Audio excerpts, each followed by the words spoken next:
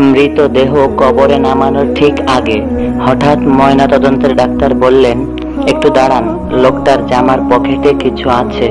সবাই অবাক। জামা থেকে বের হলো একটা ছোট কাগজ, কুচকানো, ভেজা।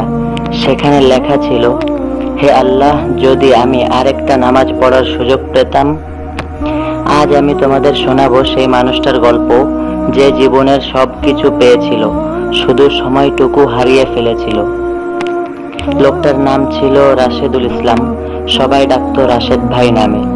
শহরে ব্যবসা করে, বড় গাড়ি, দামি ঘড়ি, রেস্টুরেন্ট, স্টাইল সব ছিল, কিন্তু একটাই জিনিস ছিল না, সন্তুষ্টি আর নামাজ। লোকটা বলতো, নামাজের সময় নেই ভাই, ব্যবসাই এখন ইবাদত। মা বারবার বলতেন, বাবা, আল্লাহর কথা ভুলে যেও না।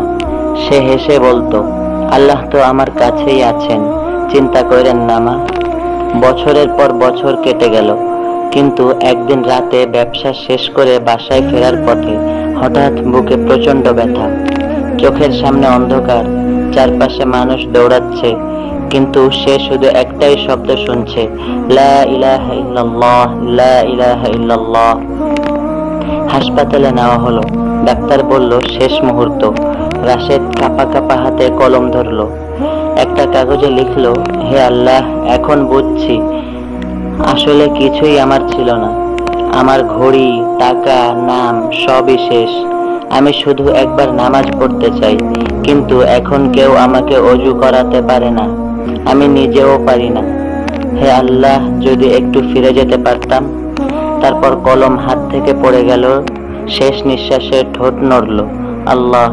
পরের দিন সকালে জানা যায়, সবাই কাঁদছে, কিন্তু তার মা শুধু বললেন, আমার ছেলেকে দাফন করো, কিন্তু তার চিঠিটা রেখে দিও, যেন মানুষ দেখে বোঝে সময় কত মূল্যবান।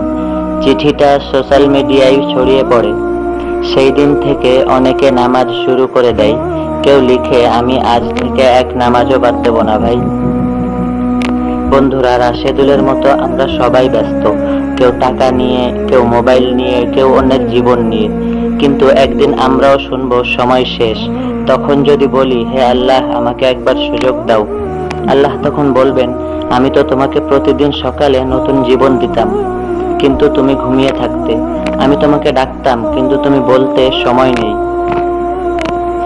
তুমি আজ বেঁচে আছো, তাই তুমি সৌভাগ্যবান। এখনই সিজদায় পড়ো, এখনই ফিরে যাও তোমার রবের দিকে, কারণ কাল হয়তো তোমার নামের পাশে লেখা হবে শেষ চিঠি। সময়কে অবহেলা করো না, আল্লাহর দিকে ফেরার সুযোগ প্রতিদিনই আছে। নামাজ হচ্ছে জীবনের প্রকৃত শান্তি। তাওবা দেরিতে নয়, আজই করো।